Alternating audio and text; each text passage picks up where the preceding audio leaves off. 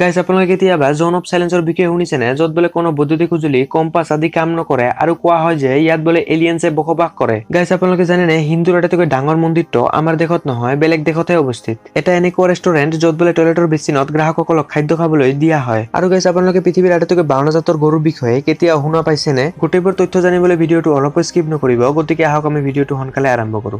Fact number 1, guys ভুটানে হৈছে সমগ্ৰ বিশ্বৰ একমাত্ৰ দেশ যিয়ে কেতিয়াও পানী প্ৰদূষণ, বায়ু প্ৰদূষণ আৰু খাদ্য সংকট আদিৰ দৰে সমস্যাৰ সন্মুখীন হোৱা নাই। ইয়াৰ বাহিৰেও ই হৈছে বিশ্বৰ একমাত্ৰ দেশ য'ত কেতিয়াও বায়ু প্ৰদূষণো দেখা দিয়া নাই আৰু ইয়াৰ বায়ুক বিশ্বৰ আটাইতকৈ বিশুদ্ধ বায়ু বুলি কোৱা হয়। 2015 চনত ভুটানে মাত্ৰ 1 ঘণ্টাত 15,000টা বৃক্ষৰোপণ কৰিছিল আৰু এই অভিলেখৰ বাবে ভুটানক গিনিজ বুক অৱ ৱৰ্ল্ড ৰেকৰ্ডত স্থান দিয়া হৈছে। ভুটানত চৰকাৰকে ধৰি দেশৰ প্ৰতিটো নাগৰিকে নিজৰ দেশখনৰ চাফ চিকুণ আৰু প্ৰাকৃতিক সম্পদবোৰ সংৰক্ষণ কৰিবলৈ অতি বেছি গুৰুত্ব প্ৰদান কৰে। ফেক্ট নম্বৰ 2, যেতিয়া এটা কেঁচুৱাৰ জন্ম হয় তেতিয়া সি কেৱল ইয়াৰ চকুৰে কলা আৰু বগা ৰংটোহে দেখিব পাৰে। ইয়াৰ কাৰণ হৈছে আমাৰ চকুত এটা ফটোৰাপ্টছৰ নামৰ কোষ থাকে যাৰ সহায়ত আমি আটাইবোৰ ৰঙকে দেখিব পাৰো। কিন্তু যেতিয়া এখন কেঁচুৱাৰ জন্ম হয় তেতিয়া তাৰ চকুৰ এই কোষটো অতি দুৰ্বল থাকে যাৰ বাবে ই কেৱল কলা আৰু বগা ৰংটোহে দেখিব পাৰে। অৱশ্যে সেই কোষবোৰ কেঁচুৱাটোৰ জন্ম হোৱাৰ পিছত দিনবোৰ যোৱাৰ লগে লগে শক্তিশালী হৈও উঠি থাকে আৰু প্ৰায় 2 মাহ মানৰ পিছত কেঁচুৱাটো ৰঙা আৰু সেউজীয়া ৰং দেখিব পৰা হয় আৰু ইয়াৰে কেইসপ্তাহ মানৰ পিছত সিহঁতে নীলা আৰু হালধীয়া ৰঙৰ পাৰ্থক্যও বুজিব পৰা হয়। Fact number 3,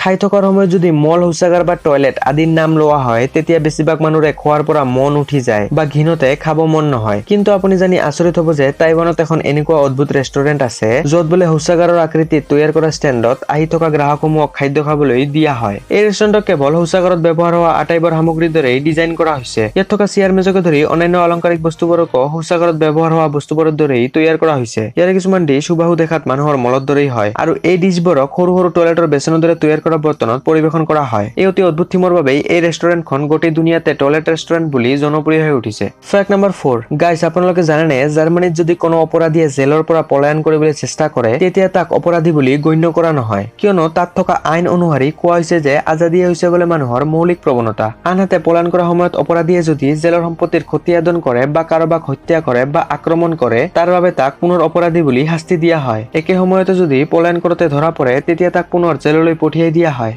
fact number 5, guys Mexico চিটিত এটা এনেকুৱা ঠাই আছে যাক জোন অফ সাইলেন্স বুলি কোৱা হয়। ইয়াত সংঘটিত হোৱা অদ্ভুত আৰু আচৰিত ঘটনাবোৰৰ বাবেই এই ঠাইখনক গোটেই দুনিয়াৰে ভিতৰত দি জোন অফ সাইলেন্স বুলি নামকৰণ কৰা হৈছে। ইয়াৰে আটাইতকৈ আচৰিত হ'ব লগা ঘটনাটো হ'ল যে ইয়াত অহাৰ লগে লগে পৃথিৱীৰ সকলো ধৰণৰ বৈদ্যুতিক সঁজুলি, ৰেডিঅ', GPS, কম্পাছ আদি নিজে নিজে কাম কৰা বন্ধ কৰি দিয়ে। এই ঠাইখন তেতিয়া সমগ্ৰ বিশ্বতে চৰ্চালৈ আহিছিল যেতিয়া প্ৰথমটো উল্কাপিণ্ড 1938 চনত আৰু দ্বিতীয়টো উল্কাপিণ্ড 1954 চনত এই ঠাইখনত পৰিছিল আৰু তেতিয়াৰ পৰা ইয়াত অদ্ভুত আৰু বিচিত্ৰ ঘটনা সংঘটিত হোৱা আৰম্ভ হৈছিল। আজিলৈকে বৈজ্ঞানিকসকলেও এই ঠাইখনত কিয় বৈদ্যুতিক সঁজুলি আৰু কম্পাছ আদি সকলো কাম নকৰে ইয়াৰ সঠিক কাৰণ এতিয়ালৈকে দিব পৰা নাই আৰু কিছুমান মানুহে আনকি বিশ্বাস কৰে যে এই ঠাইখনত বোলে এলিয়েন্সে বসবাস কৰে। ফেক্ট নম্বৰ 6, আমাৰ দেশৰ চিকিৎসক ডক্টৰ বিশাল ৰাৱে এটা এনেকুৱা সঁজুলিৰ আৱিষ্কাৰ কৰিছে যিয়ে কণ্ঠহীন লোকসকলক বা বোবা লোকসকলক তেওঁলোকৰ মাত দিব পাৰে। এই সঁজুলিটোৰ মূল্য মাত্ৰ 50 টকা। ইতিমধ্যে বজাৰত আগৰ পৰাই উপলব্ধ ডিভাইচবোৰৰ মূল্য 20,000 টকা বা তাতকৈ অধিক আৰু এই ডিভাইচবোৰক প্ৰতি 6 মাহৰ পিছত সলনি কৰিব লগা হয়।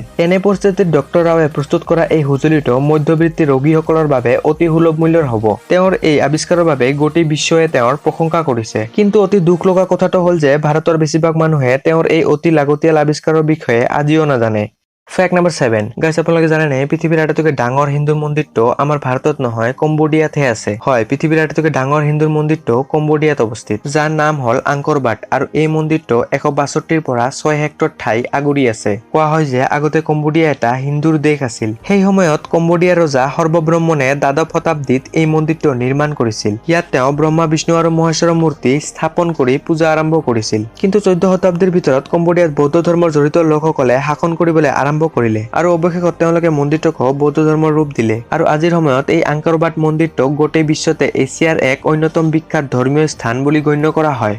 ফেক্ট নম্বৰ 8, আপুনি হয়তো পৃথিৱীৰ আটাইতকৈ ওখ আৰু চুটি মানুহজনৰ ৰেকৰ্ডৰ বিষয়ে কেতিয়াবা নহয় কেতিয়াবা শুনাই পাই থাকে। কিন্তু আপুনি জানেনে পৃথিৱীৰ আটাইতকৈ চুটি গৰু বা বাওনা গৰুও পৃথিৱীতে মজুত আছিল। দৰাচলতে বাংলাদেশত এটা 20 ইঞ্চিৰ বাওনা গৰু হোৱা দেখা গৈছিল যাক ৰাণী নাম দিয়া হৈছিল। এইটো দাবী কৰা হৈছিল যে ৰাণী আছিল বোলে পৃথিৱীৰ আটাইতকৈ বাওনা জাতৰ গৰু। সংবাদ মাধ্যমৰ অনুসৰি ৰাণীৰ দৈৰ্ঘ্য 66 চেণ্টিমিটাৰ আৰু ইয়াৰ ওজন 26 কিলোগ্ৰাম অৰ্থাৎ 57 পাউণ্ড আছিল। এই গৰুটোক গিনিজ বুক অৱ ৱৰ্ল্ড ৰেকৰ্ডত পৃথিৱীৰ আটাইতকৈ সৰু গৰু বুলি অভিলেখ দিয়া হৈছে। কিন্তু আটাইতকৈ দুখ লগা কথাটো হ'ল যে ইয়াৰ মালিকে গিনিজ বুক অফ ৱৰ্ল্ড ৰেকৰ্ডত আবেদন কৰাৰ ঠিক পিছতে অভাৰহিটিঙৰ ফলত পেটত গেছ বাঢ়ি গৈ ৰাণীৰ মৃত্যু হ'ল। ইয়াৰ মৃত্যু হোৱাৰ সময়ত ই কেৱল 24 মাহৰ আছিল। ফেক্ট নম্বৰ 9 যোৱা কিছুদিন আগতে ইউকেত থকা স্কুলবোৰৰ বাবে এক অতি অদ্ভুত আইন বনোৱা হৈছে। এই অদ্ভুত আইনটো হ'ল জেণ্ডাৰ নিউট্ৰেল ল। ইয়াৰ অনুসৰি ইউকেত থকা প্ৰায় 80খন স্কুলত অধ্যয়ন কৰি থকা ছাত্ৰসকলে স্কাৰ্ট পিন্ধি স্কুলত আহিব লাগিব, আনহাতে ছাত্ৰীসকলে পেণ্ট পিন্ধি আহিব লাগিব। এই আইনটোক ইউকেৰ চৰকাৰৰ দ্বাৰা ইউকেৰ স্কুলবোৰৰ বাবে বনোৱা হৈছে। এই আইনটোক বিশেষকৈ ট্ৰান্স শিশুসকলক উন্নত মানৰ শিক্ষা দিয়াৰ বাবে ৰূপায়ণ কৰা হৈছে, যাতে তেওঁলোকে কোনো স্কুলত নিজকে অসুৰক্ষিত বা স্কুলত বাকীবোৰ ছাত্ৰবোৰৰ পৰা নিজকে বেলেগ বুলি অনুভৱ নকৰে। কিন্তু কিছুমান ইছাই সংগঠনে ইয়াৰ বিৰুদ্ধে প্ৰতিবাদ কৰি কৈছিল যে এনেধৰণৰ পোছাক পিন্ধাৰ ফলত শিশুসকলৰ ভৱিষ্যত বিপদত পেলাব পাৰে আৰু ইয়াৰ ফলত শিশুসকলে তেওঁলোকৰ নিজৰ অস্তিত্ব পৰিচয়ও হেৰুৱাব পাৰে। গাইজ, ভিডিঅ'টো যদি ভাল লাগিল তেনেহলে ভিডিঅ'টো লাইক কৰি দিব আৰু চেনেলটো সাবস্ক্ৰাইব কৰি কাষত থকা বেল আইকনখন দবাই দিব, যাতে এনেকুৱা ইনফৰমেটিভ ভিডিঅ' আপুনি সোনকালে চাব পাৰে।